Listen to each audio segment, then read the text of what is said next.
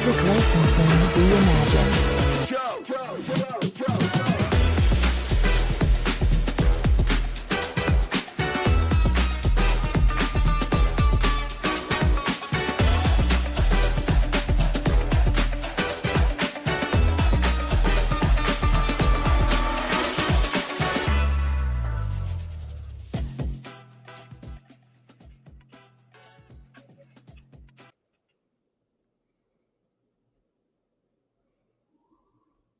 Hello, everybody. Happy Sunday. Good evening. Thank you so much for joining me. My name is Olga. We're going to talk today about everything that did happen in the United States this week, and also what did United States do to others this week. That's the new angle, a new reality. Let's call a thing. And here we're very straightforward. Also, if you do have any comments or suggestions, questions, concerns, put them in the comments. I constantly look at them and reply to you. This is our common deed. We're talking together. This is a conversation. So first we start with the US, then we're going to talk about NATO. There are big changes happening on the European front. This week, like no week before, actually, Europeans have taken physical steps to protect themselves. So I'm going to guide you through that. And then we're going to finish with our neighbors. I'm in New York. So our neighbors up north in Canada, there is an election today. An election has been announced, will be happening on April 28th. And so I will guide you. We have to start with the US. We have to go through Europe and NATO to get to Canada. So I can explain to you what type of weight this election actually holds, what's at stake, right? Fast forward, democracy is at stake, sovereignty is at stake, and I'll tell you why and what we can do about it. All right. So first things first, let's say hi to some folks that are here. Hi, Stephen. Good evening. Good evening, actual news fan. Oh, I like it. I like it. Hi, Stephen. Hi, Allie. Hello. Hello. Canadian Ethan put the comment like 2 hours ago. So I hope you're here. Hello. Okay, so let's start with something that really, I saw it everywhere today, well, in Democratic sphere, right? Liberal sphere. And this was sort of like a somber moment. 15 years ago, 30 million of Americans got their insurance. Let's revisit.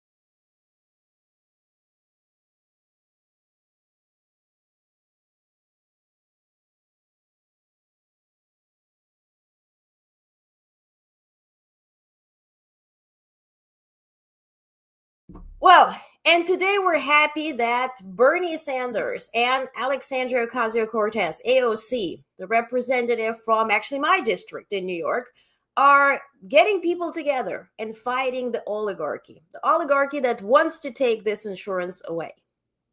They want to take Social Security away too. And so, but the fight is actually getting stronger. Now, whether this will lead to a nomination of Sanders and AOC, whether you like it or I like it, that's a whole different story. We're 4 years ahead of us, but we first have to survive. But first, they were over the weekend in Colorado and Arizona. The crowds were actually getting stronger. They both have tweeted about it. Here's AOC tweeting about it. Here's Bernie Sanders. They got 34,000 getting together in Colorado to support them. They continued today. The crowds were not paid. I saw it all over the MAGA sphere that the crowds are paid. Do you think Bernie is going to pay the crowds to come in and listen to him? And AOC is going to just gather some grassroots and let people pay? You're out of your mind. Jesus. Okay, so here are the crowds.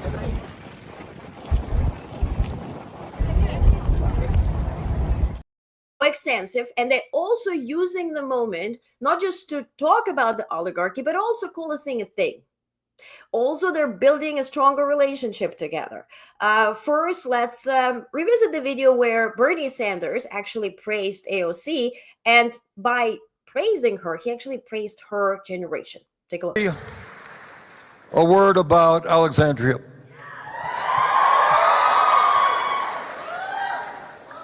When Alexandria was a kid, you correct me if I'm wrong, she cleaned houses with her mom in order to make enough money for the family to survive. And then after she graduated college, she was a barista, working paycheck to paycheck. But what she did, as she looked around her and in her community in Bronx, New York, is she saw that change had to come. And so what she did is decided to run for Congress, and people said, "What, are you kidding? The guy who represents the district was one of the most powerful members of Congress. He had access to unlimited kinds of money." How much money did you have when we started? You started? None. All right. But she did what real politics is about. Indeed. And that's actually the moment where we need to revisit. That was a good interview that JFK gave back in those days, where he said that he ran for, Congress thinking the power is there, power is not there. Then ultimately he came to the White House thinking Oval Office, that's the ultimate power. The power is not there. And the power essentially, and that's the core of democracy, that we have three branches and the power is distributed. So we have checks and balances. And what this oligarchy does and the current administration does is dismantling, when we're talking about dismantling democracy, is dismantling exactly the fundamental basis of what we do call democracy. Because otherwise, you're going to get into autocracy, you're going to get into whatever, you want to call it, dictatorship, whatnot, right? So essentially what Oval Office did, and I guide you through this week, they tried to claim the ultimate power, right? They want to use DOJ, Department of Justice, as their own dogs, to pick up the fight with any lawyer that would be legally so, filing cases on behalf of immigrants that are legally here and they do not deserve, nor they did anything to be deported or detained at the moment when they tried to come to the United States. Essentially, Denmark, Germany, France, other countries as well have issued warnings. They have updated on their website. It's one Google search away. They have updated the travel advisory when it comes to the United States. A bunch of lawyers had put out statements that when you enter the United States, whether you're a citizen or not, you're going to give up your phone. They're going to plug in a thing into your phone, download everything that's on it, and pay special attention to your deleted folder. Even if you had deleted it from your phone, they download it from the cloud to see what you had deleted. That led to the detention of the student from India who came to the United States, and in his deleted folder or whatever, deleted photos, he had something in support of Palestine. And so they declared him Hamas supporter, and the rest is history. We're going to talk more about it. But what we do have and what we need to understand is that in order to stop this, right, in order to fight against it, posting online and saying, oh my God, I hate it, it's not really enough. What we need to do is to fight to keep those three branches, right? Keep the core fundamental basis of the democratic government and governance, right? And so if you're a lawyer, I saw so many posts this week. Oh, if you cross the border, just, there are rules, but they don't really care about the rules. So you're advised your clients, right, or anybody online just to obey because others are scary and they put scary statements out. This is not how we will be handling it. Also, when it comes to media, one thing is to insult somebody on a personal basis. And if you follow me on Blue Sky or Twitter shitter, you know it's not really my style. I don't talk about anybody being orange or, wearing ties or whatever. It's not really my style. There's so many things that we can point out to stay factual and actually to explain others what we're doing and what is happening and what will we do about it. Every single person, whether you're on the consumer side of media, whether you are the media person, whether you're a lawyer or whoever, you have your own ability to go against it. And so this is one decision away. All right. Moving on. What also Bernie and AOC have talked about is actually how strong our nation is for now. Absolutely important is for us never to forget we are today the wealthiest nation in the history of the world. There is no excuse for 800,000 people to be sleeping out on the streets. There is no excuse for 20 million people, including people right here, paying 40 or 50% of their limited incomes for housing. This is America. We can build 4 million units of low income. And let's address your comments because your comments are really on point. Steven says, I saw an article that says Dems may be starting to see AOC as party leader. I'm skeptical, but we will see. She actually addressed it, was in New York Times this morning. You're absolutely right. And she said she's more effective in the House than in the Oval Office. So, and I mean, America wasn't ready to vote for woman who is qualified, who is experienced, who is very well prepared. And I'm actually talking about two women. This was Hillary and then Kamala Harris, and and suddenly we'll be ready to vote for AOC. Unfortunately, it's not on AOC, it's on us. Keith says, I'm happy for the rallies and large engagement, but I'm honestly less encouraged to find meaning in crowd size after the campaign. Absolutely, right?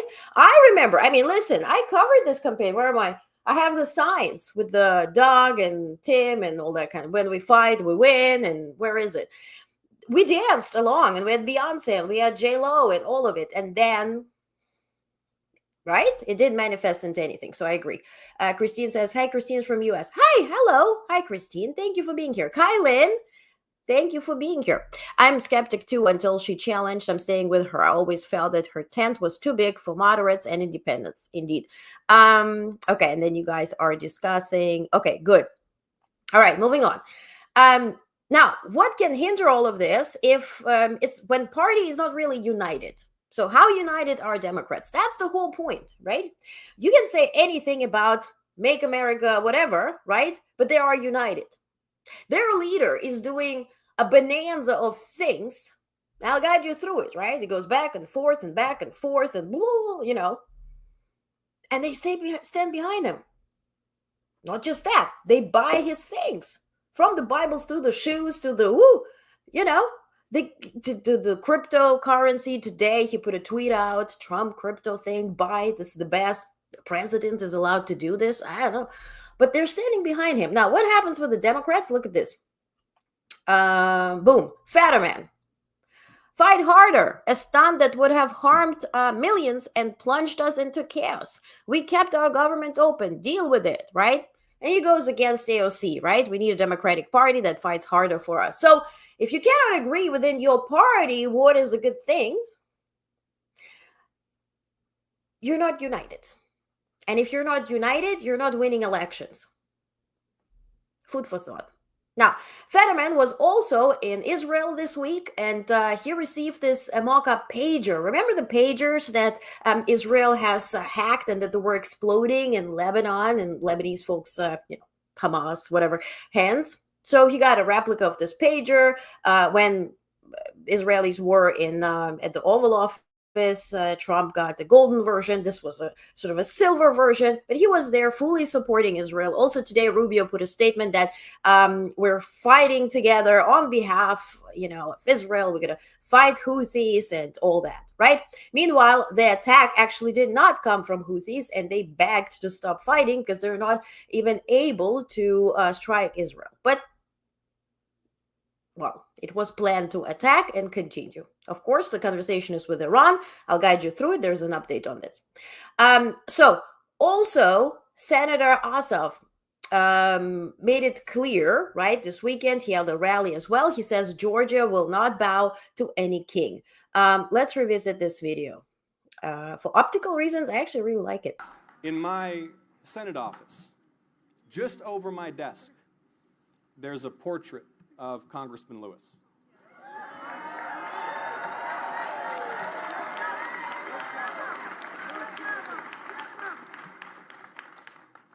And I promise you, his spirit is with us in this place right now. Right now.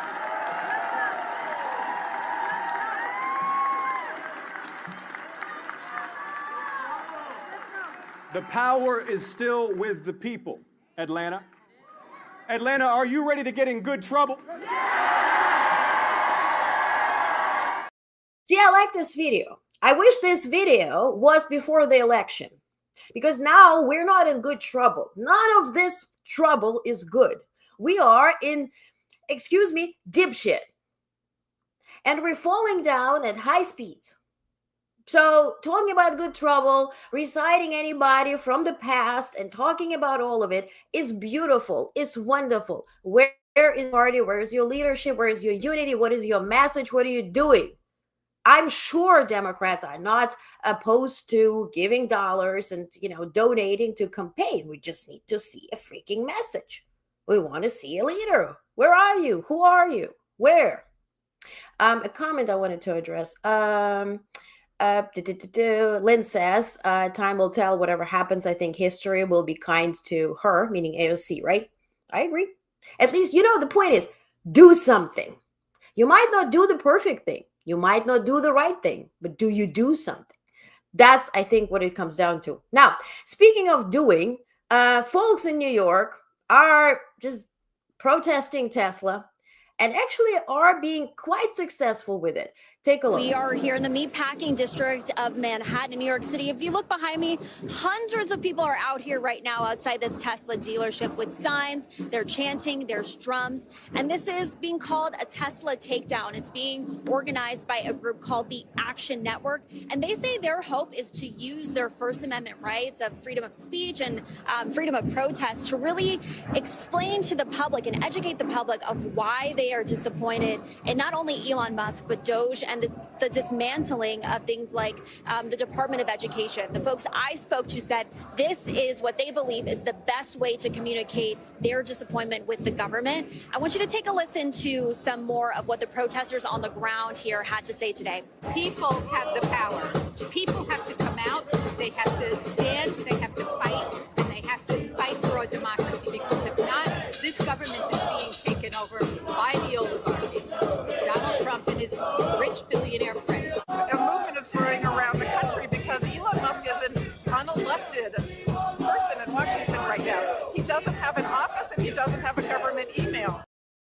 He doesn't have an office, but he physically lives in White House. So he has a whole house, But I appreciate the notion. Now, it didn't take long for Trump to declare them, guess what?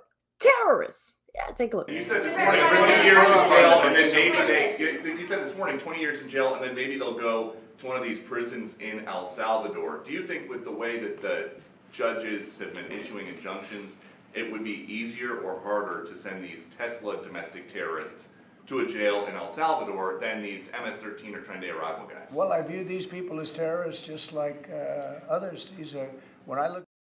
How about J6? No, not terrorists. No. Your people in the government raise money, right, who are now in the government, in the administration, raise money to get them out. They're not terrorists. Now the judges are punished, those who actually prosecuted them. Now, Germans are very much united. They got the message from New York City. And look what they actually did to Tesla. Where do I have it? Here we go. So Tesla is finished in Germany. 94% vote against Musk's EVs. And, the question here is, they do have a production facility in Germany. that Musk jumped through all the hoops to build it. He wanted to build it in 4 months. If you know anything about Germany, in 4 months, you're going to get one paper and you need about 100. So he was very angry at Germany for not jumping to satisfy him. So it took years to build the factory. He then transitioned everything towards China, meaning production. And now people are just hating it. If anybody, Germans do recognize Roman salutes. They know what it leads to. They know how painful it is to combat it and to actually gain the respect back from the world. So they will not mess around and allow this to continue. So Germans are doing a good thing. Now, who came back, sorta, kinda, is former now President Biden. So it was not published in any media. Last Saturday, he spoke at the United Nations Model UN. There's Model UN for universities. I was part of it. But they're also one for high schools. And so on Saturday, they had a meeting in New York City at UN headquarters. That's pretty much where kids can play pretend, right, to be diplomats from different countries and agree and all that kind of stuff, agree with each other, argue, all that kind of stuff, play a diplomat essentially. And so he spoke there, he addressed the crowd, he said that we have to listen to others even if we do not agree with them, sort of continuing that peaceful transition motion. But then he actually spoke through his aides that he is not opposed to coming back into politics to help the Democratic Party that is struggling now to find a new direction. He and together with Dr. Jill Biden, he's offering to jump in and help with fundraising and rebuilding. Now, whether you like it or not, whether it's a good idea or not, somebody is offering help. That's all that is. Will it be taken? Will it be not? I guess not, but we'll see what will happen. Today, Bidens are on a date, sort of a fancy date night, in a city hall in Philadelphia. I posted a picture from it and looking beautiful. Now, meanwhile, what does happen this weekend in Mar-a-Lago? Well, they were actually not in Mar-a-Lago. Essentially, they were in Bedminster, New Jersey. This is a Trump golf thing, hotel, resort, whatever. Well, yesterday, Elon Musk was on some type of planet. I think not our planet. This video went viral. Take a look.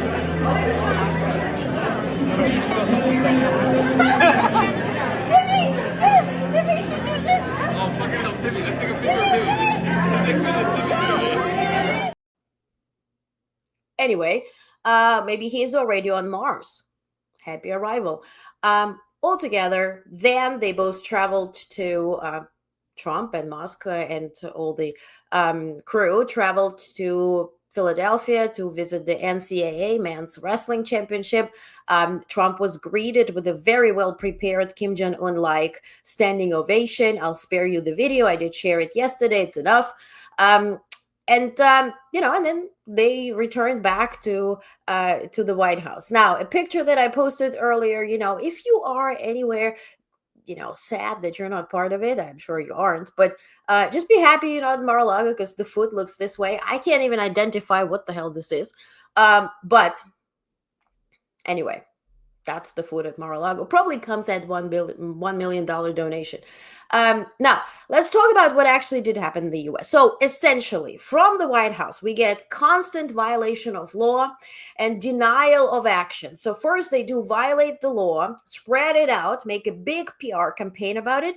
When they're confronted by lawyers who dare to confront them, they deny their actions, right? Then they wait for judges to support them. If they do get support, then they say, yeah, we did it. Well, good.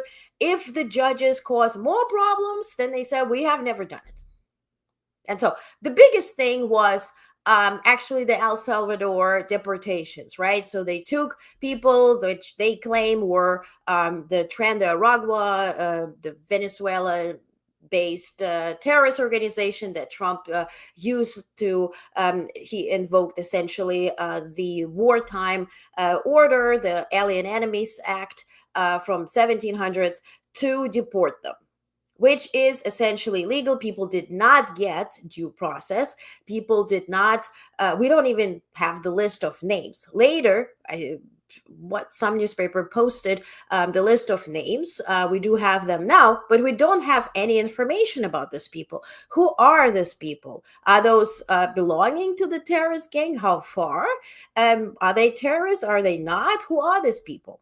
And so, of course, they used all of this action to essentially produce a propaganda video. I'll spare you the video, but it all was condensed into this MAGA minute. And if you have never seen it, I dare you to watch it once. I'm not going to show it more, but 10 seconds so you get a taste of it. It was another very busy week here at the Trump White House. Here are the facts. President Trump invoked the Alien Enemies Act to deport illegal migrant foreign terrorists and Tren de Aragua members to El Salvador. President Trump also launched... And let's stop right there. Welcome to facts. That's very ironic. Anyway, this is an important message, right? So the White House confirms that he did enact this Alien Enemies Act. He did use it to deport these people, right?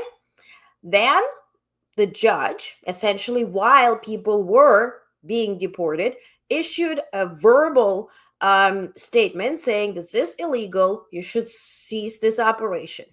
White House ignored it. They did continue. Later, they claimed that because it was verbal and the planes already were in the air, this does not apply, right? Essentially, they went back and forth. Ultimately, judge gave them now till Tuesday to produce evidence as to who these people were and what caused them to be deported, essentially stating that all of this is pretty much bogus. Now, Trump, before leaving the White House and going to Bedminster, New Jersey on Friday, he spoke to reporters, naturally, and he said he didn't do anything, right? He did deny it. And so he said, I did not invoke it. I did not do anything. I have no idea who did that, right? And then he said, Marco Rubio did something. And wait a second here. So if we kind of know, if you have ever been near Trump, you know that he signs things and then asks, what did I sign? Now, if he didn't know what he was signing, then this is illegal to begin with. Who is running this country? Remember this talk when Biden was president? Who is running this country out of hand, right? Who is signing documents? Is Rubio deciding on it? Because essentially this act can only be invoked by president. No Secretary of State or administration can actually use this right. Now they're backpedaling. They're saying that essentially he did not even say that he didn't do it. What he meant by it, and here's Caitlin Collins, she says, after President Trump said he didn't personally sign Alien Enemies Act at the center of major court battle right now, the White House said tonight, quote, President Trump was obviously referring to the original Alien Enemies Act that was signed back in 1798. Well, is he telling us he's not John Adams? We kind of got the memo. I mean, you look old, but not that old. So essentially, what I have an issue with here, when we cover this in the media, when you read it on the consumer end of the media, we need to stop reciting every single thing that Trump says, that the administration says, and take it at face value. We constantly have to put a label on it. This is a lie. This is gaslighting. This is a made-up story. And this has nothing to do with being political. It has everything to do with being factual. Because if you're not stopping misinformation from spreading, you are helping misinformation to spread. And so you as a consumer make conscious choices as what do you support with your dollars and with your views. Every time you put TV on, they're getting their money worth, right? So just be very careful with what you do. Now, the truth about all of this came out. So people who were hired to create videos and photos of these deportations, they put out in an article from Time, here's a quote, one young man sobbed when a guard pushed him to the floor. He said, I'm not a gang member, I'm gay, I'm a barber. And I believed him. He began to whimper as his head was roughly shaved, folding his hands in prayer as his hair fell. He asked for his mother and cried as he was slapped again. Now, these are facts. And so I'm desperately waiting on what the judge will do when will not get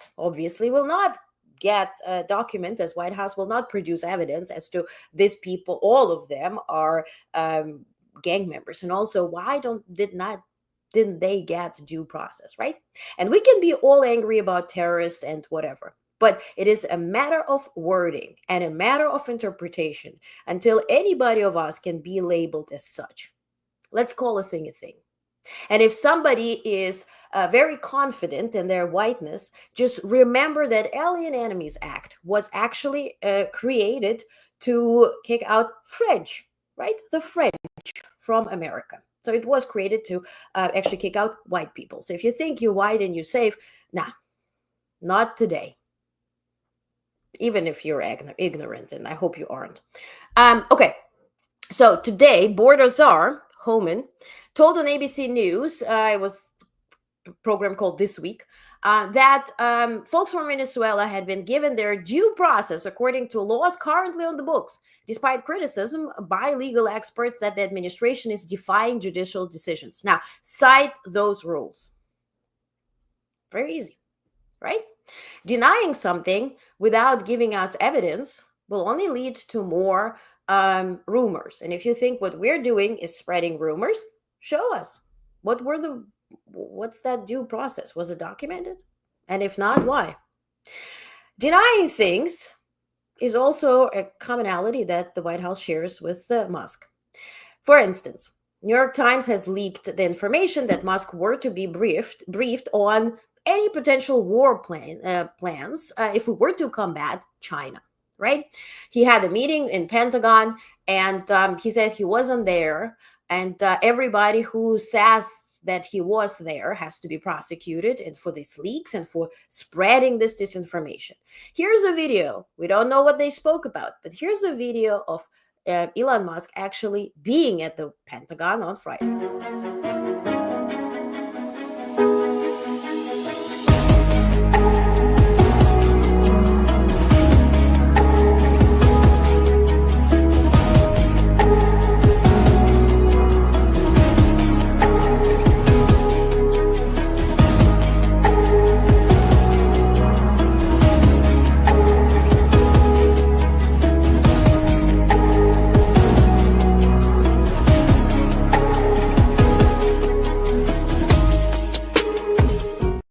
And mind you, he wasn't part of the administration where he joined a briefing. He was the one being briefed. Once again, we don't have the audio. We don't know. Was it about China? Was it about Starlink? We don't know. But for some reason, an unelected official is entering Pentagon and being briefed by the Secretary of Defense. Have we ever seen that? Just imagine George Soros entering Pentagon under Biden administration, being briefed about something, and we get such a video with beautiful music laid over it. What would be the response? I mean, J6, J7, J8? Possibly. Now, speaking of Pentagon, there was this big thing for Friday. On Thursday late night, they announced that Trump and Hegseth, President Trump and Secretary of Defense Hegseth, we're going to do a big announcement at the Oval Office together at 11 a.m. And everybody thought, oh, what kind of war, right? And we started thinking, is it Panama? Is it Greenland? Is it Canada? What are we doing? No, the talk was about Boeing, after donating $1 million to Trump inaugural fund, is getting what Lockheed Martin actually is supposed to be getting. Is a $20 billion production contract, which will result in multiple hundreds of billions of dollars if this stuff will be purchased. And if is a big if. I'll tell you why in a second. So it pretty much saves Boeing. Boeing, that loses, windows and doors in flight, is being literally saved with this contract. And then what was interesting, so the point is they're talking about investing federal dollars, taxpayer dollars, into Boeing to produce the 6th generation of a warfight plane, right? Essentially, they're renaming it now. It's going to be F-47. dedicated to Trump. He said this is the strongest thing. He knows every single plane from every single country, and this is the strongest thing. Then, actually, Trump shared more in that announcement. He said that essentially this plane has been already flying for 5 years in secret, which very questionable. But take a look. That's the announcement. The F-47 will be the most advanced, most capable, most lethal aircraft ever built. An experimental version of the plane has secretly been flying for almost 5 years, and we're confident that it massively overpowers the capabilities of any other nation. There's no other nation. We know every other plane. I've seen every one of them, and it's not even close. This is a next level. You know, level 5 is good. This is level 6, they say.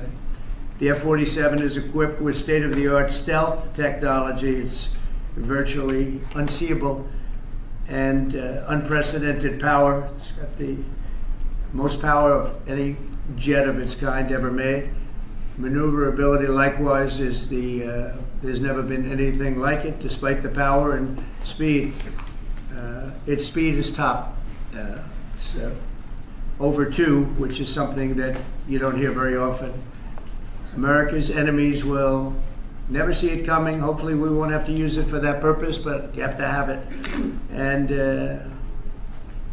if it ever happens, they won't know what the hell hit them.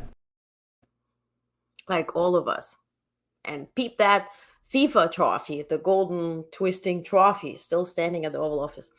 Now, what Trump also did, he mentioned the allies, or, you know, anybody who would be willing to buy this F-47, right? Because one thing is to do it for yourself. Another thing is to start making money with it. That United States is doing with F-16, F-35. Listen to what he told the press about how those planes will look like if they were to be purchased by other countries. Buy them also, and certain allies will be selling them, perhaps toned-down versions. We like to tone them down about 10%. Which probably makes sense because someday maybe they're not our allies, right? $200 billion. Simple Google search at 8:15 in the morning. Direct military sales by U.S. companies rose to $200.8 billion in fiscal 2024. Are we making us great again? Efficient? Are we selling toned down planes? You think people will buy it? Essentially, also last week, I reported that Germans, or actually German media, has studied the contracts that Germany had for F-16s and the planes, American planes, and they found in the contract that actually the United States will decide whether to provide those planes, despite the payment, and they can decide on the usage of those planes. And now the talk is about toned down F-47. Well, congratulations, F-47. Now,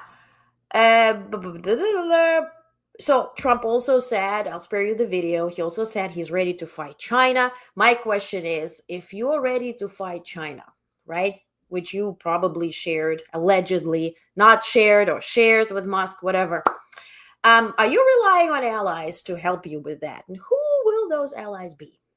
Do you think this will be Russia helping you, or North Korea, or Iran? No.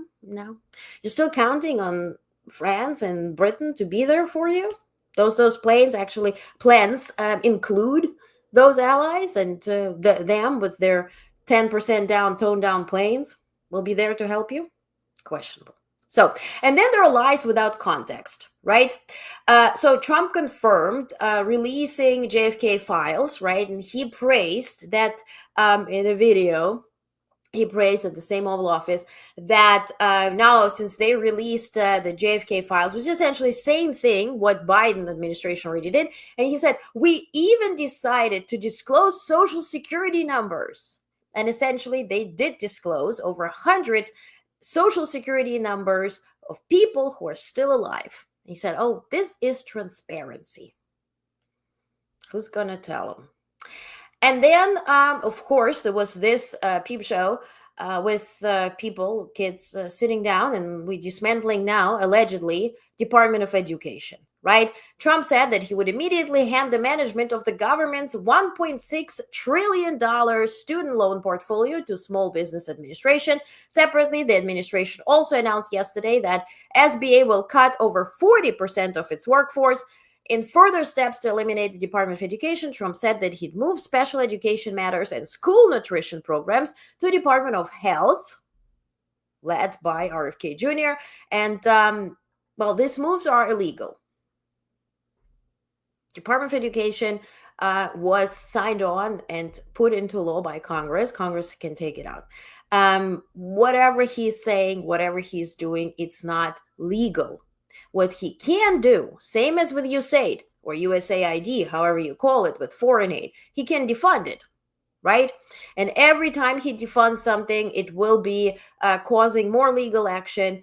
We'll see. It's a matter of time how long this will take for the White House to realize it's not working, or will it come to the vote, to the point where we do have a vote in Congress and they decide to dismantle it? So we will see. None of that is legal. I am very happy to see some folks actually fighting against it. Here's Senator Tina Smith, who says, more bullshit.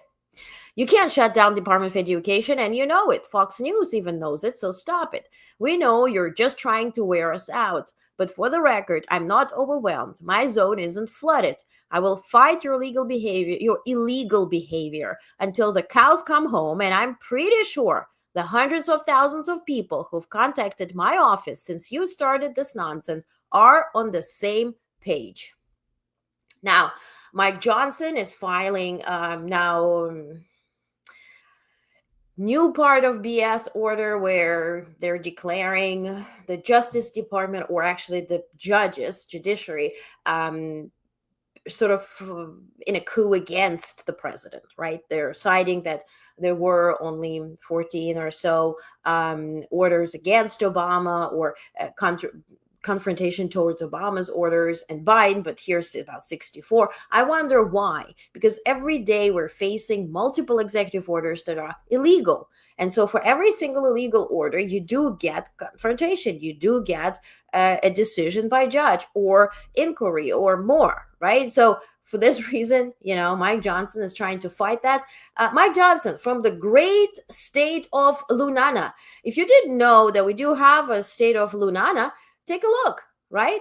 Here's their Supreme Court sitting there, right? Supreme Court of the great state of Lunana. So the King Louis really loved his nana, and that's the 51st state, Lunana. Are you in Lunana yet? Next, some quick news that I haven't reported since the latest newsletter, US-based, was Friday, and today is Sunday. So federal agents who usually hunt down child abusers are now cracking down on immigrants who live in the United States. So these people who were literally chasing murderers and kidnappers and all these people, they're going to restaurants and small businesses to see if you have any illegals working for this, $10 an hour. Are we great yet? Now, Trump also signed a memorandum on Friday that the White House said aimed at preventing abuses of legal system and the federal courts. In the memorandum, Trump directs the Attorney General to seek sanctions against lawyers and law firms engaging in frivolous, unreasonable litigation against the United States or in matters before executive departments and agencies of the U.S. So essentially, if a lawyer files a lawsuit against the United States because their client has been illegally deported or detained, this is now seen allegedly as abuse of power, and they will start some type of legal action to prevent these abuses, commonly known as law. But the problem, Keith says, the problem is by the time the courts address it, Trump and his regime have already achieved. That's the point, right? Because it's the same as we see here with the deportation. It was illegal, but they proceeded. They done their thing, and now will people get back? No, right? And El Salvador got paid $6 million to keep them. Lynn is laughing. Good. Ethan says, I'm so glad Canada isn't buying F-35 anymore. Indeed. And so aren't Italy and Germany, and everybody's returning it. So that $200 billion, not happening. Now, in other news, Columbia University was not receiving any federal funding, and so they succumbed to Trump. What they said is, okay, we're going to ban face masks that were used in the pro-Palestine protests. So next pandemic, Columbia University is walking without masks because they did ban them. And they will empower 36 campus police officers to arrest students. So if you're Columbia University student, good luck. Most controversially, the university will appoint someone new to oversee the Middle East, South Asian, and African Studies Department. Probably is going to be dismantled as we know it. Now, the case of Columbia is being closely watched by other universities because if it happens here, it happens everywhere. Now, the real deal with Columbia University, guess what? What is the deal? Well, the deal is that over about a quarter century ago, 25 years ago, Columbia University wanted to expand because their campus, if you're in New York, it's very overcrowded, right? It's in the middle of Manhattan, when it's upper Manhattan. It's the dorm rooms are across the street, or dormitory, like the housing and whatever. It's very crowded. So they wanted to expand. What they consider is buying property from Trump, right? And so the Columbia refused to pay Trump $400 million to lease that property, right? They rejected the offer, and Trump did not forget it. And he said, you know, I'm going to get back at you. And that's allegedly, again, is the story here.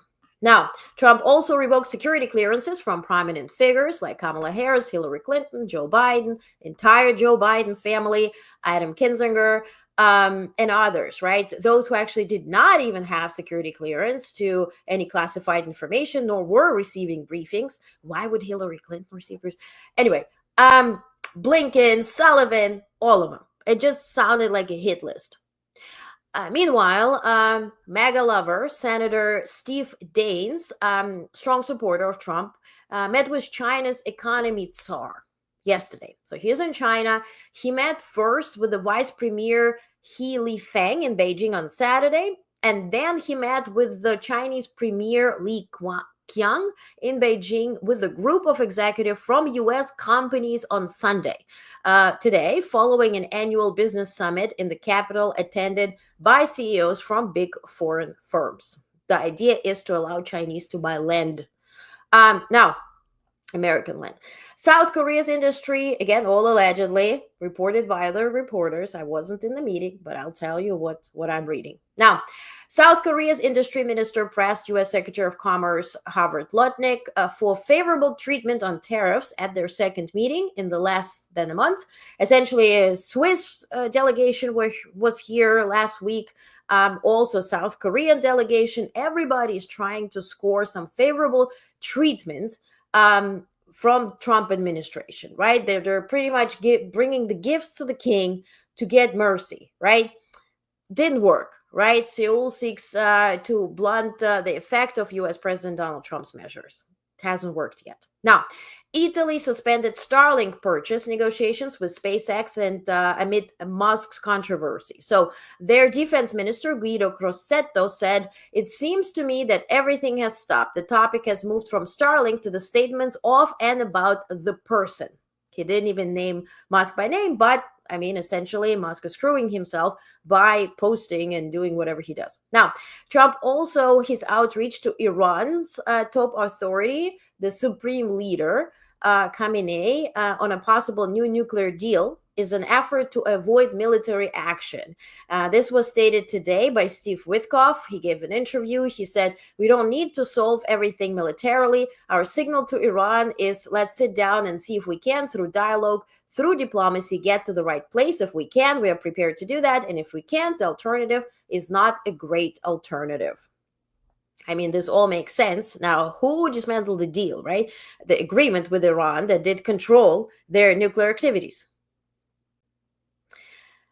I mentioned already, Switzerland has highlighted the country's contribution to U.S. economy as they were meeting with the Trump administration last week. This was not reported in mainstream media.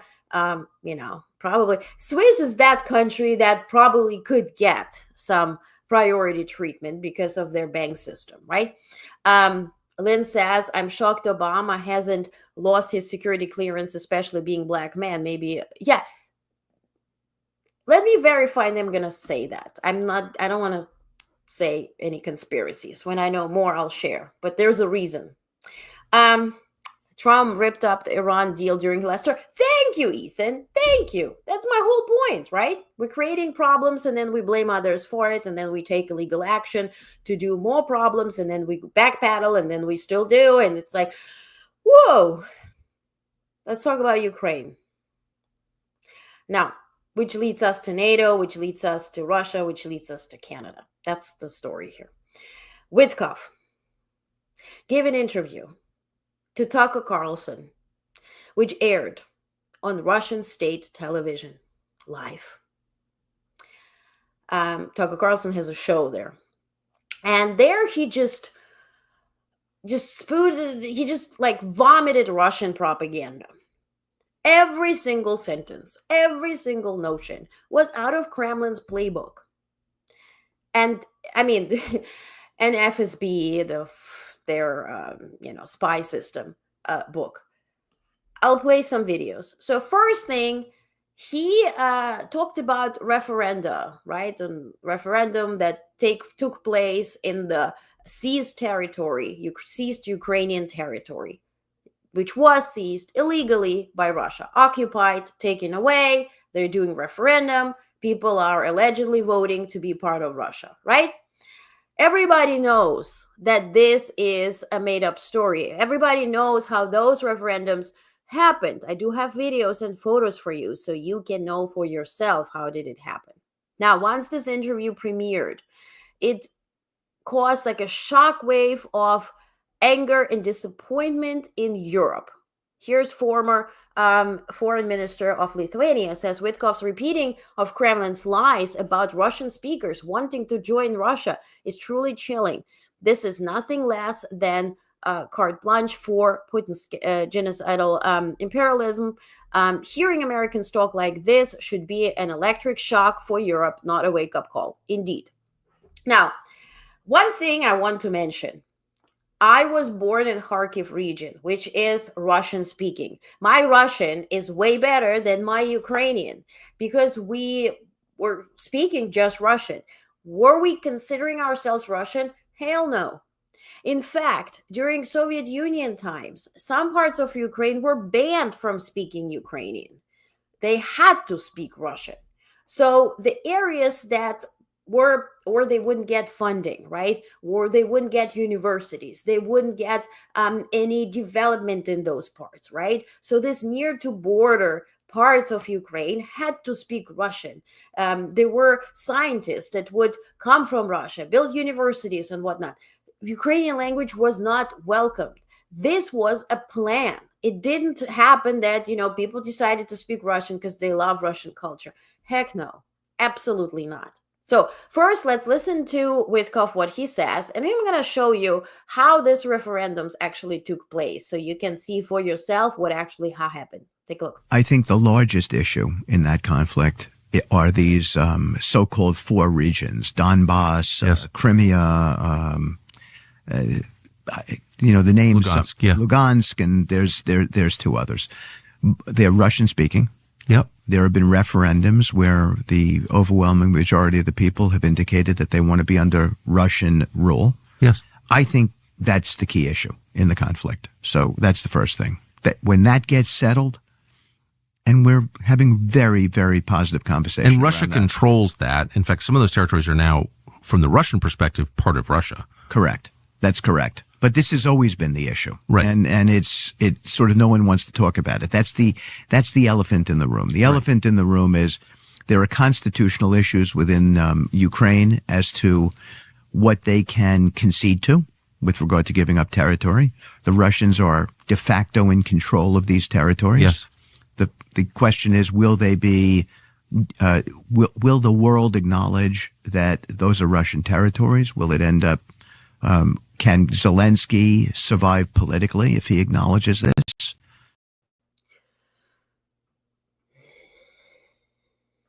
I have curse words to offer. So let's skip that part. But I want to show you some pictures, how these people in occupied areas where Russians on tanks stormed cities, seized the governance, right? Control, harass people, beat them up, killed people. That's how they took over. And then, yes, they did a referendum where people were voting to be part of Russia. This is how it worked. See, you have all these people with weapons and whatever overseeing how everybody votes. That's how the voting happened. That's how the voting happened. Look at the grandma and the guy behind her. And if you didn't vote the way the guy wanted you to vote, you would face consequences. That is how it happened. In fact, here's a video of the region freed by Ukrainians. The region that this Witkov guy, who didn't learn actually the names of those territories, there's no Donbas. Donbas is Donetsk and Luhansk together. And pronounce it Luhansk, not Lugansk, the Russian way. Same as people misspell Zelensky and Kiev. Zelensky with 2 Y's and Kiev with a Y. That's the Ukrainian spelling. It's not Kiev. Okay? Let's call a thing a thing. So, these are people greeting Ukrainian forces that freed them from those so-called, by Witkov, Russian territories. Ми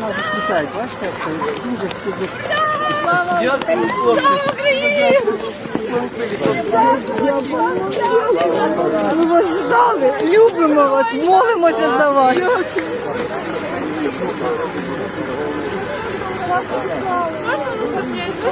Спасибо. Спасибо вам большое. Дякую вам велике, щиро дякую, героям слава. Молодці. Thank you very much, wholeheartedly, thank you.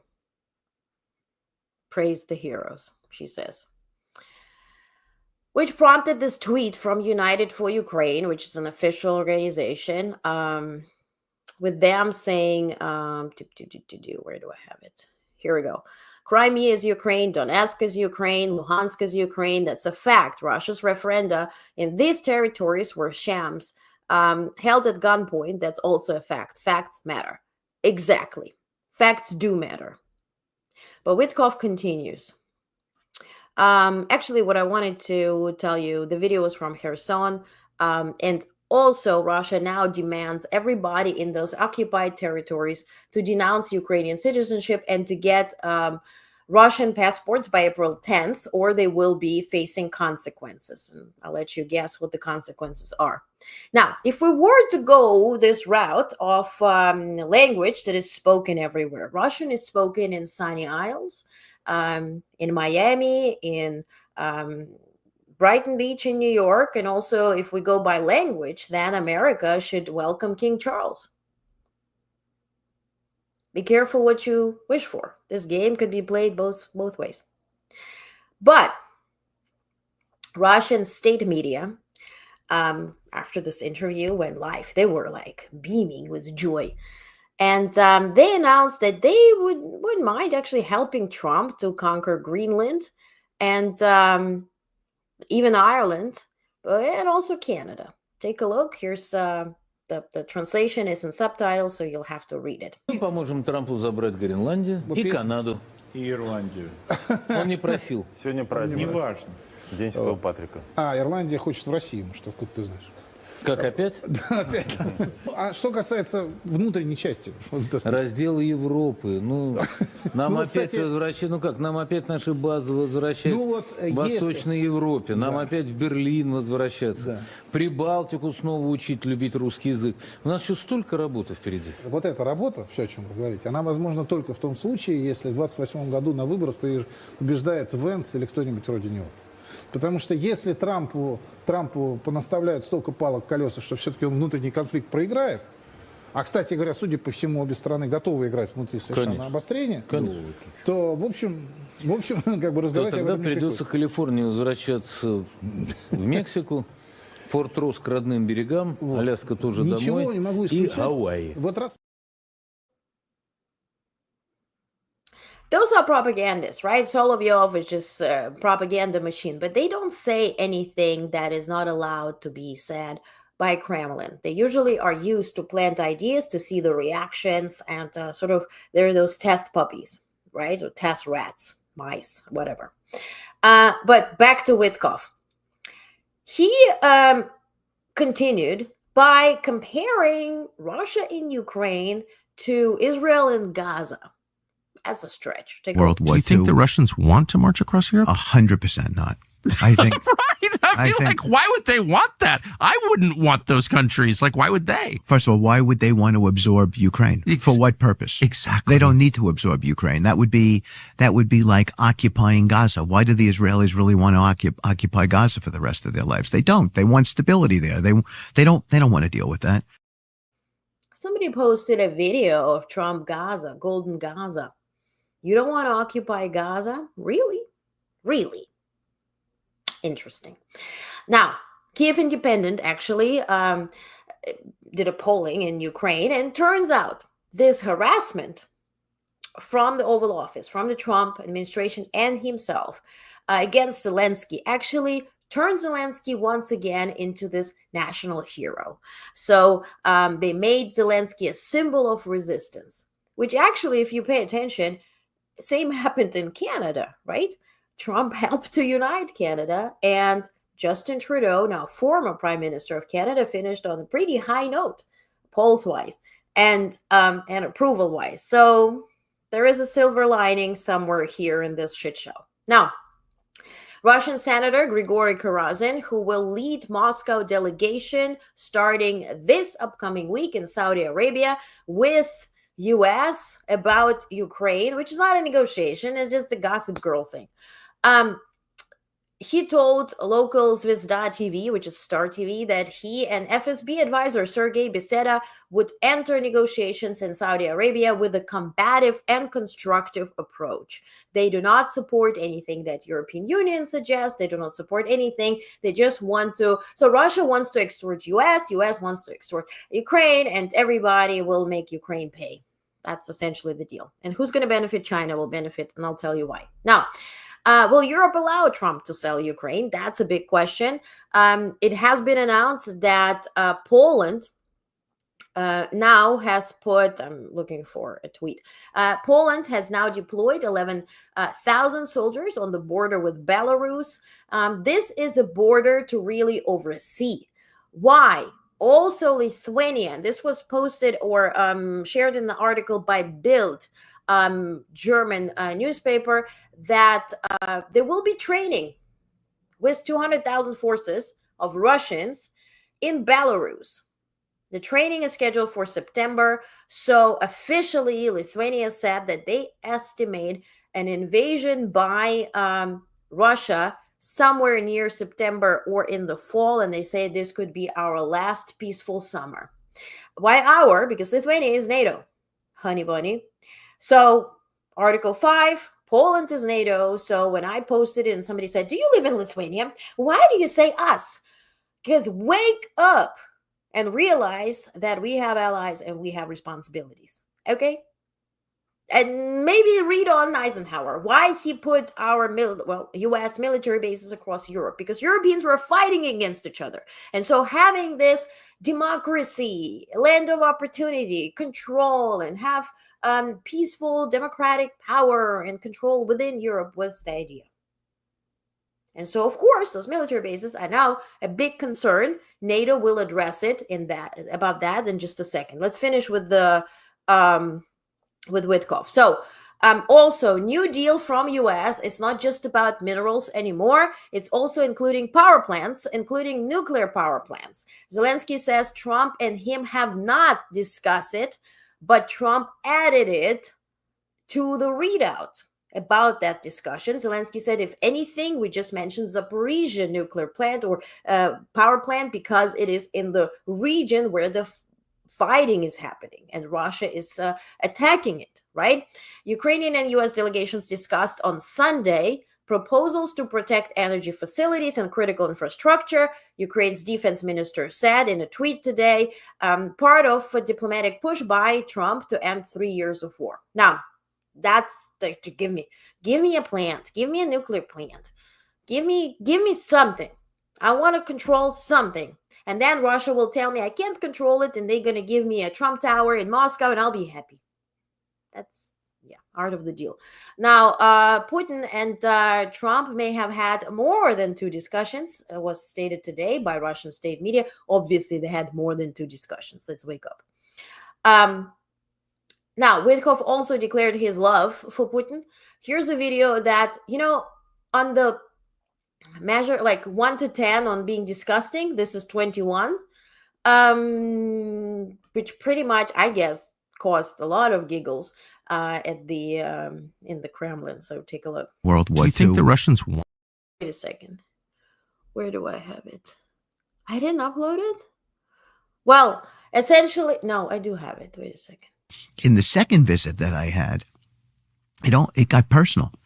The President Putin had commissioned a beautiful portrait of President Trump from the leading Russian artist, and actually gave it to me and asked me to take it home to President Trump, which I brought home and delivered to him. It's been reported in the paper, but it was such a gracious moment, and told me a story, Tucker, about how when the president was shot, he went to his local church and met with his priest and prayed for the president, not because he was the president of he could become the president of the United States, but because he had a friendship with him and he was praying for his friend. It was, can you imagine sitting there and listening to these kind of conversations? And I came home and delivered that message to our president and delivered the painting, and he was clearly touched by it. Which reminds me on what this lady said. These dictators and autocrats are rooting for you to be president again because they're so clear. They can manipulate you with flattery and favors. And that is why so many military leaders who you have worked with have told me you are a disgrace. You didn't want to have her, did you? Now, countermeasures. Let's talk about EU. So $40 billion deal or euro deal is off the table. Why? The talk openly is that Kaja Kallas, who is the vice president of EU Commission, could not secure all the votes. You have Slovakia, you have Hungary. So $5 billion deal also didn't make the rounds. What they agreed upon is 15 billion euro deal that will come in stages, and every single stage has to have a vote again. Now, what European Union is doing now, 2 things. One is they are creating legislature to prevent Hungary from having veto power, and same for Slovakia, which is a good thing. We're going to track it this coming week. Second, EU is partnering with Canada. They're sharing intelligence. They're talking about security measures. They are talking also about working together on defending Canada if this were to come, God forbid. Also, Canada has now a deal with Ukraine where Ukraine shares information from the battlefield, right? All the lessons learned, all the tactical, advice, and all the information that Canada can use. And also there will be production together of drones, and Ukrainian companies, Ukrainian forces are the most advanced these days when it comes to drones, whether to use to defend or attack. And so this Canada is stepping up here. So this is really good news. Now, Zelensky shared that Germany has stepped up, even though on the European Union level, we still have unclarity. Germany did stand. Here's Zelensky. He says, I welcome Germany's strong decision to support Ukraine with an additional 3 billion euros in funding for defense needs for 2025 and nearly 8.25 billion euros for the following years, 2026, 2028, 2029. right? Also, what I wanted to share is more insight into Witkoff's interview. The full video was obtained by BBC. So here they say, Sir Keir Starmer's plan for an international force to support a ceasefire in Ukraine has been dismissed as posture and pose by Donald Trump's special envoy, which is Witkoff. Steve Witkoff said the idea was based on simplistic notion of the UK Prime Minister and other European leaders thinking we have all got to be like Winston Churchill. In an interview with pro-Trump journalist Tucker Carlson, Witkoff praised Putin, right? You saw that. Then, the U.S. is set to hold separate talks in Saudi Arabia with Ukraine and Russia about ceasefire. Ahead of that, Ukrainian authorities said Russia had launched drone attacks on Kyiv overnight, resulting in death of 3 people, including a 5-year-old child. Officials said that 8 people have been injured. Russia also struck the southern city of Zaporizhia on Friday, killing a family of 3. Meanwhile, on Sunday, Russia's Ministry of Defense said it had shot down 59 Ukrainian drones. Continued, he said it was correct that from the Russian perspective, the partially occupied territories were now part of Russia. You saw this video, right? And so now Germany is stepping up. Germany does not have the newly elected chancellor. Merz is still Olaf Scholz, and they have to create a coalition. And obviously the party that won is asking everybody to kind of speed up so they can invest more. They also said that they're investing up to €1 trillion. They're pretty much lifting the limits on the debt in Germany to invest more into defense. So, and this is interesting times. You know, if I would have told my grandfather and my grandmother that we're all praying for German soldiers to be strong and marching, they would be wondering, but here we are. Now, meanwhile, Zelensky did visit front lines. First, he visited the command post of Tactical Group. It's a drone line, the most advanced drone line. Remember what I just said about Canada? These are the guys that are partnering with Canada to provide more intelligence. So take a look.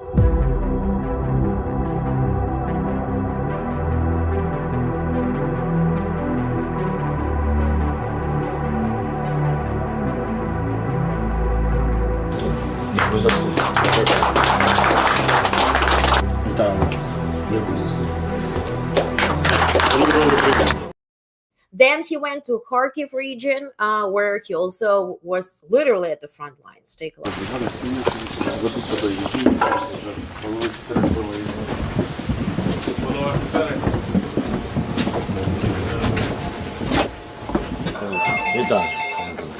Дякую за службу. Служу українському народу. Дякую. Служу українській нації.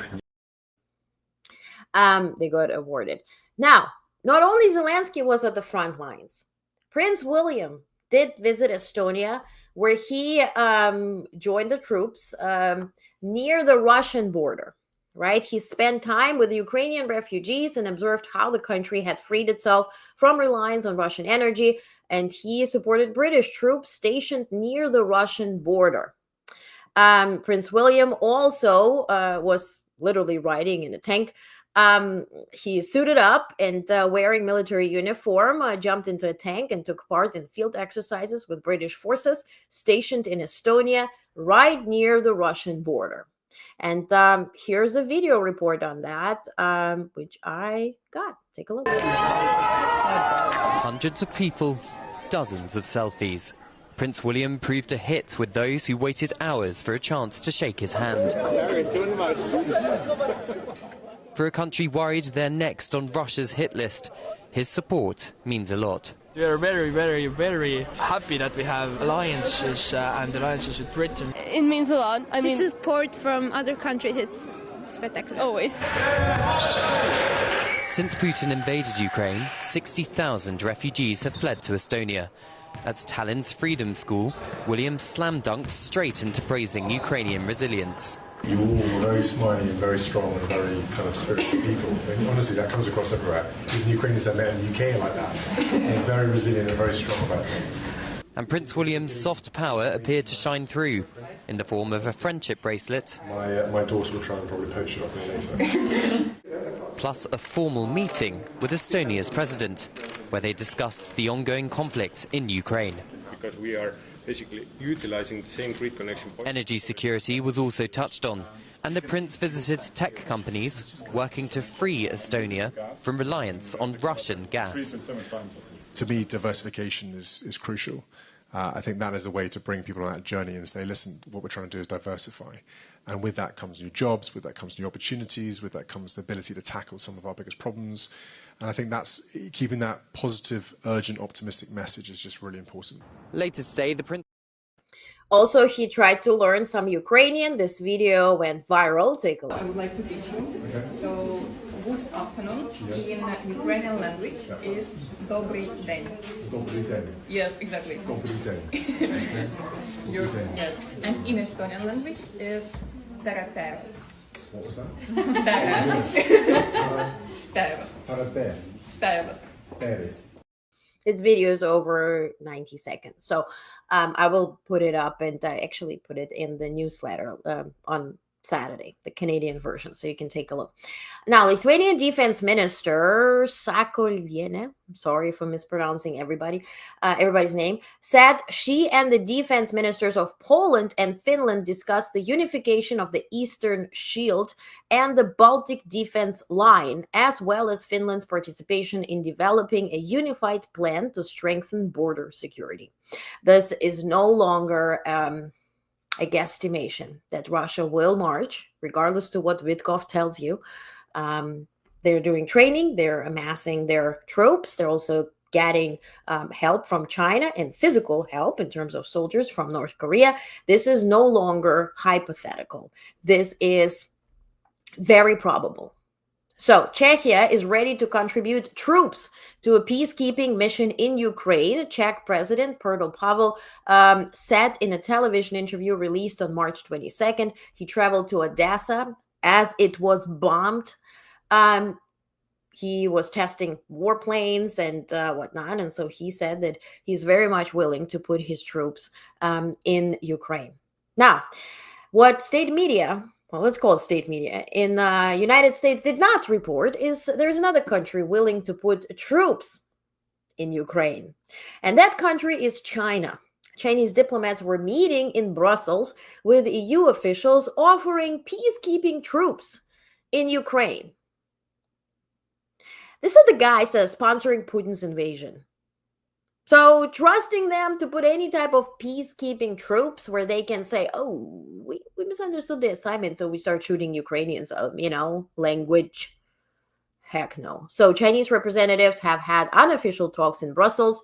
Welt am Sonntag, the Germans have reported on it. According to diplomats in Brussels, involving China could increase the chances that Russia would agree to the deployment of peacekeeping forces in Ukraine. No. So China says its relationship with Russia will not be disrupted by third parties. And that's everything you need to know. This came straight from Xi's office. In short, EU, wake up. The whole EU, wake up. Hello. So, what Trump administration did to round up, I want to feature a tweet by somebody who I really like, and please, whose content I really like, so please follow him as well. Sorry. Here we go. Yes. So, Trump administration biggest achievement so far: lost all of the country's soft power, threatened its closest allies with annexation, tanked the economy, pushing the country into recession, restricted free speech, turned the White House into a Tesla showroom, appeased Russia, one of the world's most brutal autocracies, started a measles epidemic, imposed tariffs on U.S. allies while planning cooperation with Russia. They are truly making America great again. So, which leads us to this. And that's the big news. European military powers work on 5 to 10 year plan to replace US in NATO. UK, France, Germany, and Nordics among countries engaged in informal discussions over a managed transfer. Here are the details. Europe prepares for NATO without the US. UK, France, Germany, and Nordics are pretty much offering a buyout to Trump administration. This isn't theory, per Financial Times. It's a real pitch to Trump before the NATO summit in June. The idea is let US shift focus to Asia without wrecking the alliance. So essentially, Europe is saying, together with Macron, that creating a new NATO will take a lot of time. You need jurisdiction, you need the entire apparatus, right? So let's use NATO and its structure, but let's restructure it so it fits everybody's priorities these days. So the idea Europe offers cash and troops. The US still brings nukes, logistics, and 80,000 troops. So US will keep 80,000 troops for now. EU is going to give cash, right, for keeping those troops in the EU until EU can replace them. 80,000 is not much, though. But EU powers want to carry more weight. Officials admit the US is irreplaceable at this point because of the nuclear umbrella, right? But they say losing it overnight would be worse than trying to prepare now, losing NATO, right? Some worry even planning might push Trump to leave faster. Others don't trust him to stick to any deal, which is real case scenario. France and UK are already acting. They lead talks on Ukraine support force without US involvement. A new coalition of the willing is forming. In fact, no one wants to rebuild NATO from scratch, even without the US. It has plans, rules, and command structures. It's the only game in town. And on Thursday, this coming week, there will be a meeting in Paris attended by Starmer, Macron, Scholz, Meloni, Tusk, and Carney, where they're going to sign the coalition of the willing, and they will vote or discuss this buyout offer to Trump.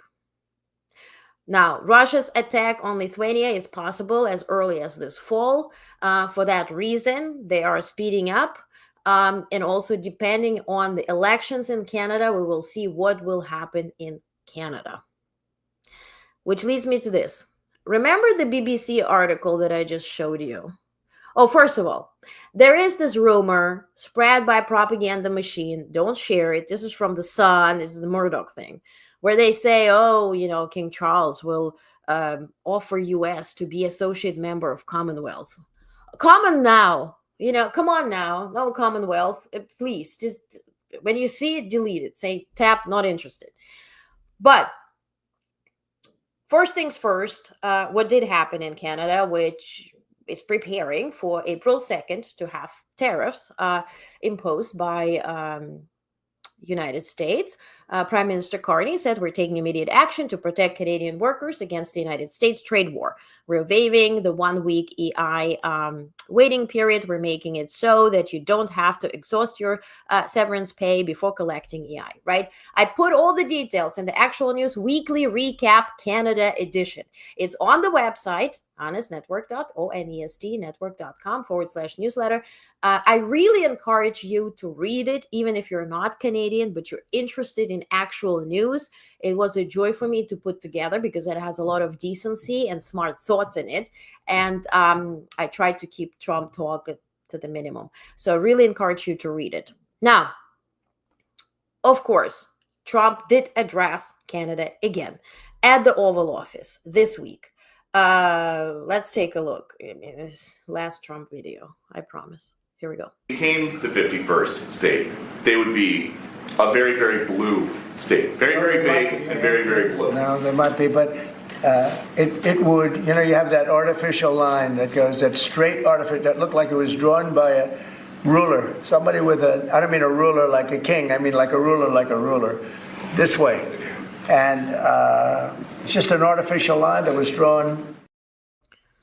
Oh, God. A ruler like a... Okay. Well, goes very along with that fork thing that Musk did. It's like a tandem. Anyway, so we called this propaganda about King Charles and extending the offer for US to join the Commonwealth, which is planted for United States citizens to think, oh my God, Charles wants to annex us. So we need to fight back because this is against our national security. All is made up, propaganda. Okay? So So now it was today announced that the elections are set for April 28th in Canada. Here's the announcement by Prime Minister Carney. So I have just asked the Governor General to dissolve Parliament and call a federal election on April 28th. We need to build the strongest economy in G7. We need to deal with President Trump's tariffs. Canadians deserve a choice about who should lead that effort for our country. And I don't have a dog in this fight, but I live right below you, and I appreciate you, and I really want you to stay a sovereign, democratic country, liberal country, and I really want you to choose Carney and not the Maple MAGA wannabe J.D. Vance, but kind of is Johnson-like, like PP guy, Poilievre. Okay, I'm going to talk about him in a second. So, why is it important? I'm foreign affairs analyst, right? I'm going to dive inside the Canadian issues and provinces. But here's that BBC article about Witkoff. He also gave details, Witkoff, of how Trump wanted to cooperate with Russia after relations had been normalized. Who doesn't want to have a world where Russia and the US are doing collaboratively good things together, thinking about how to integrate their energy policies in the Arctic, share sea lines maybe, send LNG gas into Europe together, maybe collaborate on AI together. Pay attention to the Arctic. US can only do that if US were to control Canada, whether it is physically, it's 51st state, or perhaps there is a government that is very much admiring Trump for his genius. And if you think that sounds pathetic, here's the candidate for the Conservative Party in Canada running against Carney, talking to, this Jordan Peterson on his podcast, where he was asked to comment on the harassment towards Trudeau, right? Now, former Prime Minister Trudeau, who was called Governor Trudeau during those tariff pre-talks, even in December. Now, check it out. Then think of Trump and think about Witkoff and the picture and all this admiration. Feel about it other than to say Trudeau is a weak leader, who leads a weakened economy with a weakened dollar, a weakened border.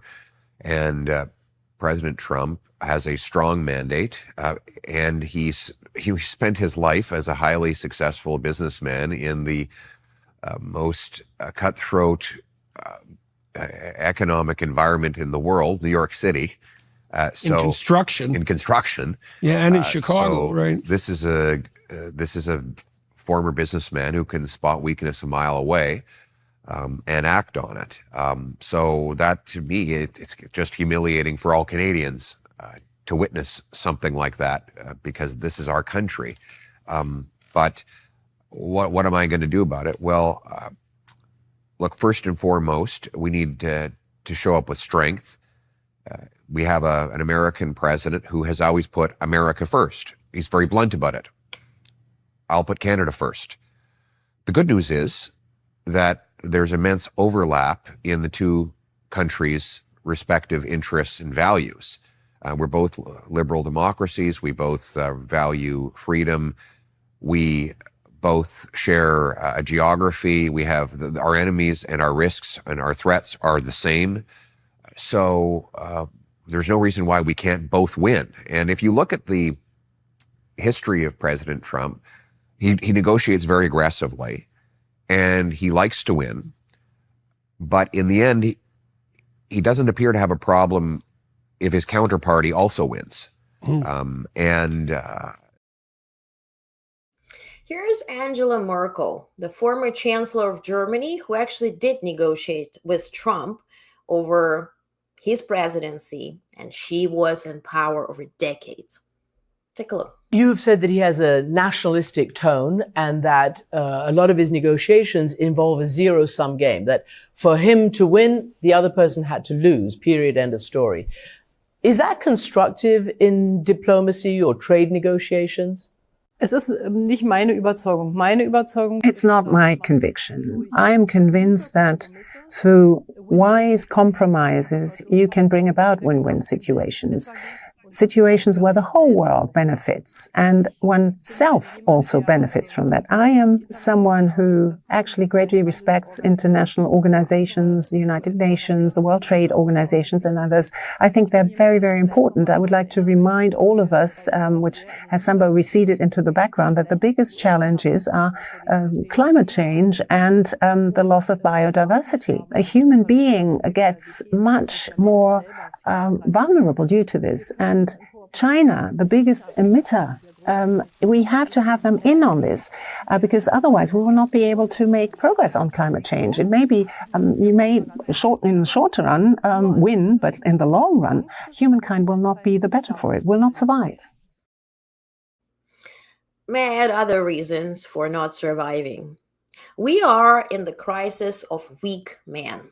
And if you think about it historically, weak man led to the wars and all the worst case scenarios that we did have experienced. It was never a weak woman. It was never even a strong woman. It was always a weak man that had a very interesting childhood. Think about Putin, think about Musk, think about Trump, who was not appreciated, didn't get much love, didn't get much appreciation, was sort of like that, black swan of their family. And then they grow up and they gain power and they want to have a payback to entire generations, to entire civilizations. And so this is up to the weak man to negotiate who's going to pull that nuclear trigger, right? All of them now, most of them, have those nuclear buttons or access to it. And so that is the scariest part here. We are dependent on the decisions of highly emotional, not intelligent, driven by emotions, weak man, who will decide what they're going to do with us, with our future, with our existence. So what's at stake in Canada is not to elect another weak man to join this coalition of the weak. Here's Carney on Poilievre. Poilievre gives a press conference, flies in, flies out. Doesn't meet the premier who was there, doesn't meet the indigenous representatives that are there, says he's going to build a base on the land there with no consultation, and he's going to pay for it by canceling foreign aid. Where did he get the idea to cancel foreign aid? Well, I think he did because that's what Doge just did, and that's where he gets his talking points. He says, right, Pierre, people should be scared of the business acumen of a guy who bankrupted casinos. Exactly, 6 bankruptcies. We're the 7th one. Hello, darkness, my old friend. Yep, Lynn, I agree. Now, remember how Trump did not want to have any security checks, right? Not for him, not for Musk, not to RFK Jr. Why? Because they probably would not be able to pass it. Now, the security checks are forwarded from the DOJ to FBI, and sort of it's the rest of his history.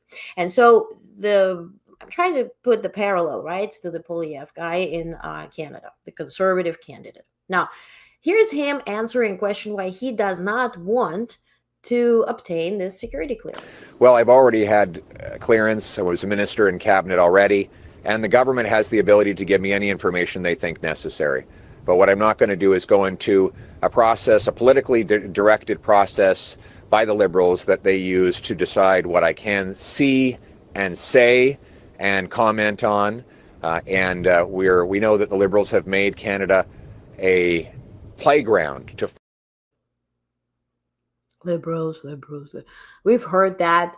PP is a fool, exactly. I mean, it sounds funny. PP is a fool. We had that. We had that in the United States.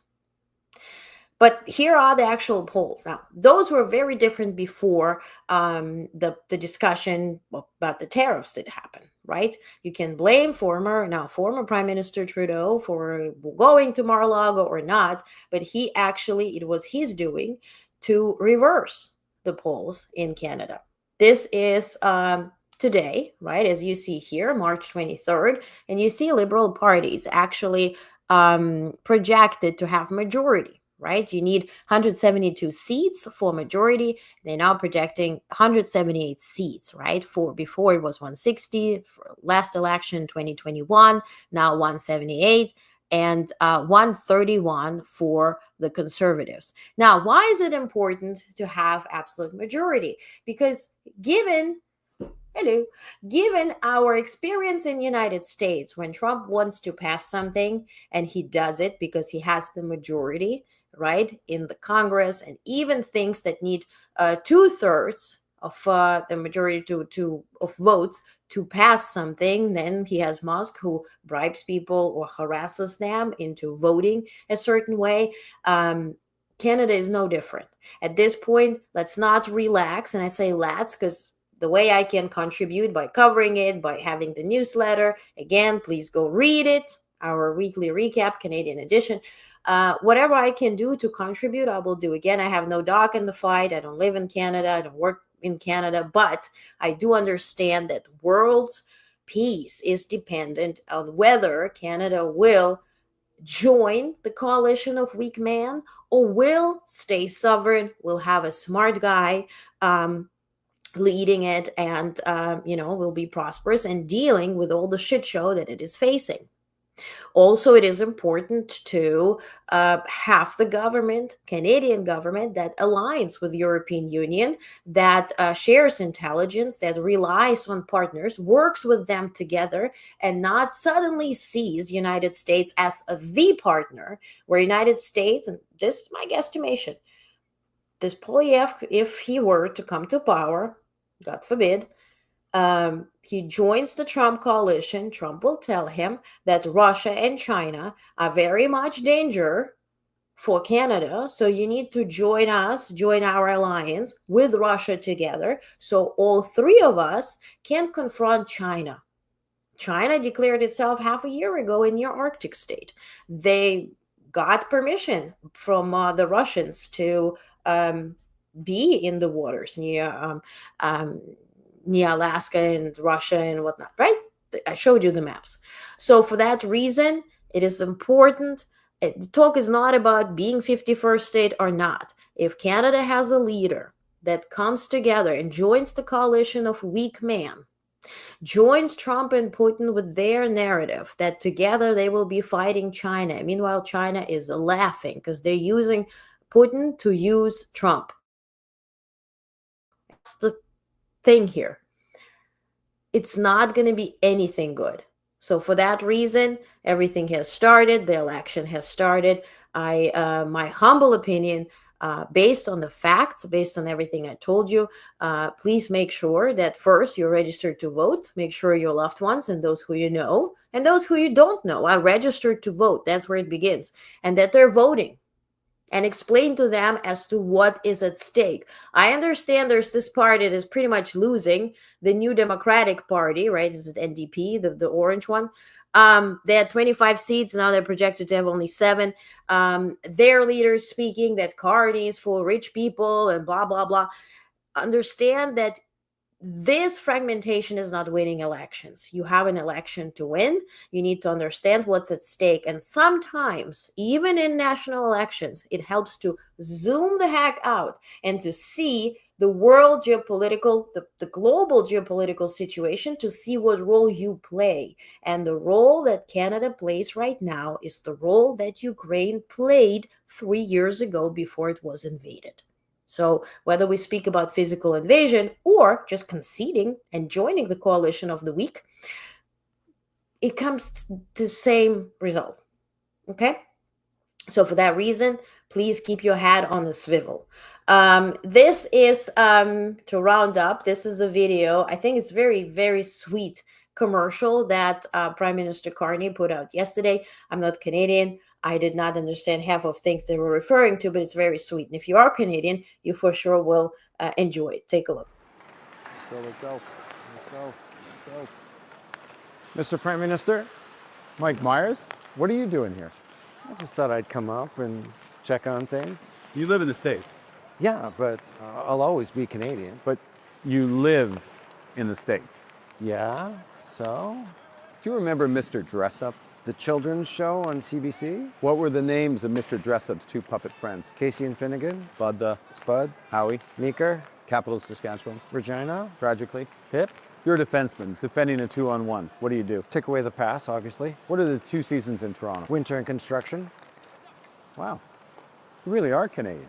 Yeah. But let me ask you, Mr. Prime Minister, will there always be a Canada? There will always be a Canada. All right. Elbows up. Elbows up.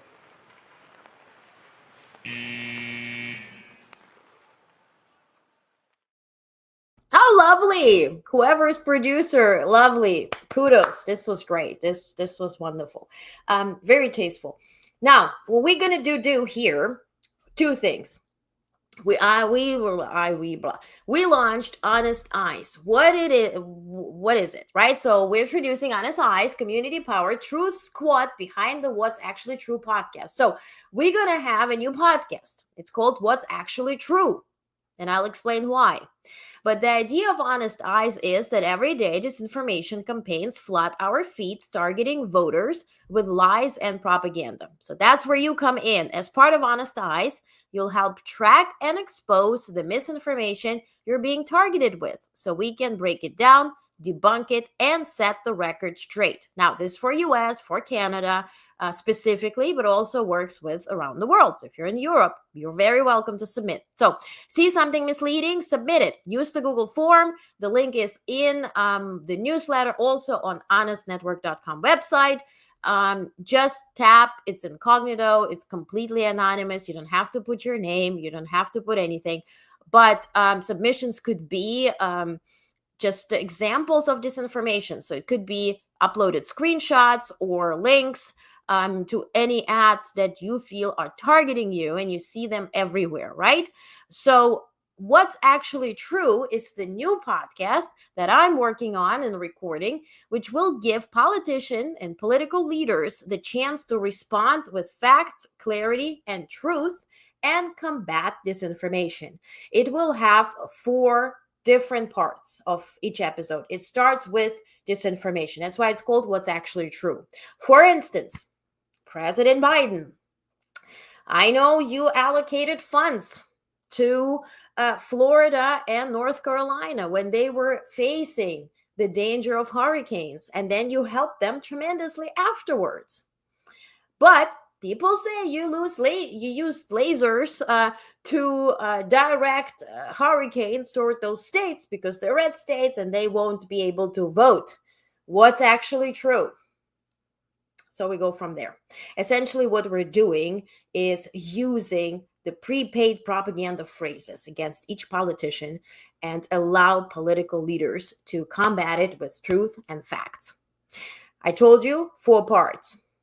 Second part is asking the politician the questions you submit. I already asked Canadians to submit anything you have for your leadership, hint, hint. And so they choose the questions to answer, right? For instance, I received a bunch of emails from Canadian wonderful friends, and thank you so much for submitting them. And there were 3 main questions that I can actually see everybody asking, right? So the tendency was very clear. And so you get that answered. Third part is asking the politician to answer a question they would love to answer but never were asked about.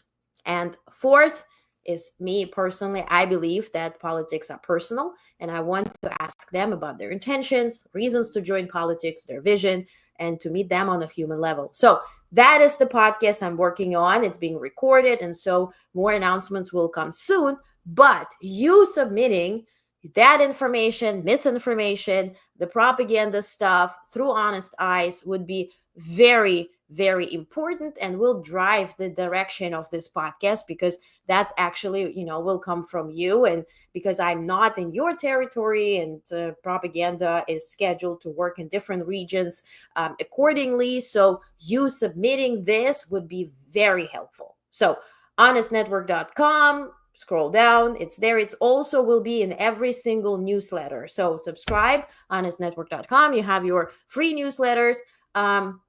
It's all donation based. If you decide to donate, thank you so much, but it's free. Main thing is you have the access to actual news, submit, just screenshot it, send. I don't need your name. I don't need any information about you. What I'm asking for is like location. Is it like Germany, US, Canada, so we'll see what type of leader is being targeted. Okay.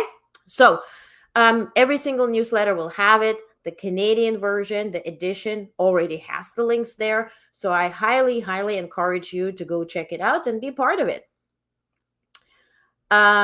Truth, Olga. Thank you. Thank you, Allie. Thank you. Thank you. Hey, James. Hello. Go back, watch the whole thing. We missed you. Weather conspiracy was just batshit crazy. Yeah, exactly. Right. But I mean, we have to talk about it because it was a sponsored phrase. Steven says, we appreciate how hard you work to do this. It's so helpful. Thank you, Steven. Thank you. Thank you. Thank you. Thank you. Keith says, since you've said you're recording it, just curious, do you have your first guest line up? I'm going to share when I'm allowed to. This is a break from Blue Sky. Yes, thank you. Well, I love Blue Sky. I mean, it still gives me a possibility to share information with you. I'm almost, I haven't posted much on Twitter, just so my account is alive, but I'm not engaging there much. I don't want to leave it because somebody will create a thing with my username and put some shit there. So for that reason, and this is the reason for a bunch of politicians too, right? Also, an interesting thing for the podcast, the clips will be available all across social media, but the full episodes will only be provided to those who are subscribed to newsletters. So if somebody wants to watch the full interview, which I hope you do, you will have your login and you're going to watch. I'm not interested in mass views on YouTube or Twitter shitter or anywhere. I'm interested in building a community of people who believe in democracy, who believe in liberty, who believe in doing the right thing, listening to people, who appreciate actual and factual news.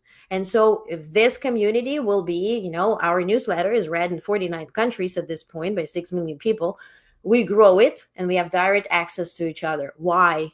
Because I don't want to rely on YouTube and social media to have access to people. I'm not here to get a bunch of followers on social media because that is already manipulated and then can be seized at any point. Either I can be blocked or you can be blocked and we all disconnected. I want to have legitimate connection with people because your votes matter and your decisions matter, and your decisions are based on what you know and believe in. And for that, you need facts. Okay. I love when you say Twitter shitter. Yeah, well, that's comes out. Twitter shitter. So glad to see a side where honest news should be a norm. Exactly. Thank you. Blue Sky, right? I understood. I wasn't looking for expecting a name. We'll chat. I'm focusing on Canada now, right? Because it's we have 1 month until election. So we'll see what we can achieve there. It's also very interesting for those in the US, to get the real deal, to get the truth. Also, people like Tim Walz and Pete Buttigieg and, US-based folks would be very interesting to hear from them. And if former presidents decide to speak, that would be something to add as well. Or former people who ran for presidents. That's another story that we will be talking about. Okay. James says, I love it here. I love your reporting and the interactions we get with you. And most of all, just thankful for honest, non-gaslighting information. Thank you. Thank you. And that's really made my day. At this point, I have no days off. My Saturday was my day off. Now, not anymore. So I appreciate you. Oh, Lynn says I'm the real deal. Thank you, Lynn. Thank you. Love the community, Allie. Thank you. And by the way, we're going to have a meeting with our off the record, right? Meetings on Google Meet. Sign up to the newsletter. You're going to have your invitation. And specifically there, you will find out about the guests. So you can submit questions for the guests. Remember the part 2 of the podcast. So for that reason, keep an eye on any announcements on that community meetings where you can ask me questions and also pass along the questions for the guests. Great show. Enjoy. Take care. Thank you. Thank you. Steven says, take some time for yourself, self-care. I know, but it's kind of like, I'll try. Missed the monthly town halls, Keith. Yeah, we missed you last time. We had one like a week ago, right? So we'll have you soon. Okay, guys, I'm done. Thank you so much for watching. Keep your head on a swivel. Engage on Blue Sky. Let me know what you liked, you disliked. That helps me to shape this coverage here. And we'll see each other next Sunday. If anything happens, before, but God forbid. We're keeping an eye on Europe.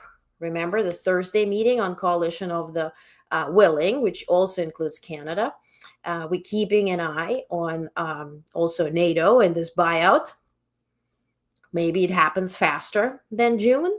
So let's see what will happen. But Europe has no time to waste, and they know it, and they're acting. And so let's see. I don't expect anything, nothing from Saudi Arabia talks, just more PR from the White House and minimize it. Minimize it. Okay. Thank you, James. Go back and watch the whole thing. Okay. I want you to be informed too. All right. So thank you so much for watching. See you next Sunday. Have a peaceful night and a good, peaceful start of the week. Thank you.